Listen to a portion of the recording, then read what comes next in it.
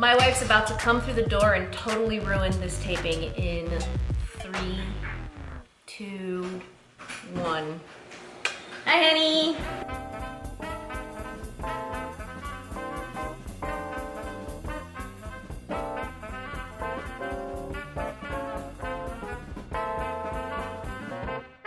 What's up, food geeks? Chef Nikki here, back with another episode of Nikki Talks Food. So before we get going, I want you to go ahead and hit that subscribe button, smash the little bell. Don't forget to leave a comment down below, and as always, leave a thumbs up. So today we're gonna make a fall-inspired dish. We're gonna make pumpkin risotto. So we're gonna use these little beauties. Beautiful. So to make the best risotto, we're gonna use the risotto method. A lot of times I don't even measure what I'm putting into my risotto. I use the method and it comes out perfect every time. If you follow this technique, you will always get the perfect risotto. So let's get started. So I have most of my stuff cut up here for our risotto, but I wanted to take some time to show you how to chiffonade sage. So we chiffonade by stacking our sage on top of itself, so we make kind of like a cigar. So we're just gonna layer the sage on top of itself, and then we're gonna roll it as if we were rolling a cigar. And then we're gonna take our knife and we are just gonna cut thin ribbons. And this is done with a lot of leafy greens, herbs, cilantro. It just looks better on the plate if it's in ribbons rather than little chunks. So the pot that I use to make my risotto in is usually a saute pan that has high sides. This is also called a sautoir if you were going to go technical. So we're gonna throw a couple of pats of butter right into the pan, a whole shallot into the pan. Next we're gonna add our pumpkin. You can also use butternut squash. So that's about a cup of butternut squash or pumpkin. Okay, so now that we have a little bit of color on our squash, we are gonna add our grains. So that's our rice.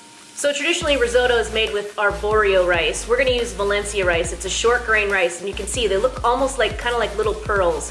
And if you compare that to a regular medium grain rice, you can see that these are like short and chunky, where these are long and they don't hold as much liquid. Okay, so we're gonna put 1.5 cups of our Valencia rice into our pan, and we're gonna toast our grains. We're not looking to add color to them or anything like that. We're just kind of getting the flavors going. So we just toast them for about 30 seconds, maybe 45 seconds, and then we're on to the next step.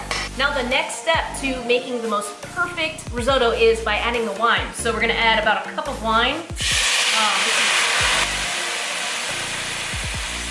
And we're gonna let all this wine absorb before we add any chicken stock. So this is white wine. I'm using Chardonnay because it was in my fridge and that was what I was drinking earlier. But don't be afraid to use red wine. I use red wine in risotto when I'm serving something meaty. So if I was serving ossobuco, I would use red wine in my risotto. It is a total rule breaker, but you know what? I don't care. I'm a total rebel.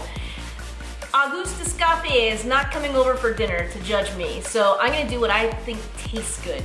The key to good risotto is letting the grains absorb the liquid before you move on to the next step. And the reason why is because we are trying to promote creaminess. When you make normal, like average medium grain rice, you're trying to keep the grains intact so they're not mushy. In this case, we're trying to promote the mushiness. We want the texture to be very creamy. So we do that by slowly adding liquid little by little.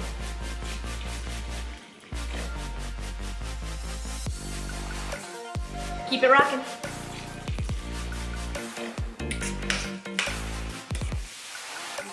Divine. So I'm using pro seasoning to season my risotto, and but if you don't have this, you can use salt, pepper, you know, in whatever ratio makes you happy. Season basically to taste. You can buy pro seasoning at chefnikki.net. It's Nikki with 2 Ks. Locatelli cheese.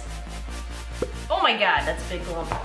The very last thing we're gonna put into this risotto is heavy cream. So that was about a half a cup of heavy cream. You're only as good as your last dinner. I guess so. I'm gonna fry up a little sage because it's so beautiful when you fry herbs because they get crispy and then they turn into kind of glass looking, and I just think they're stunning. Crispy.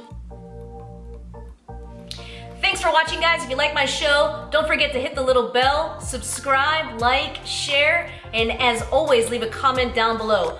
I want to know what you want to learn next. Let's talk about food. You can buy my pro seasoning at chefnikki.net.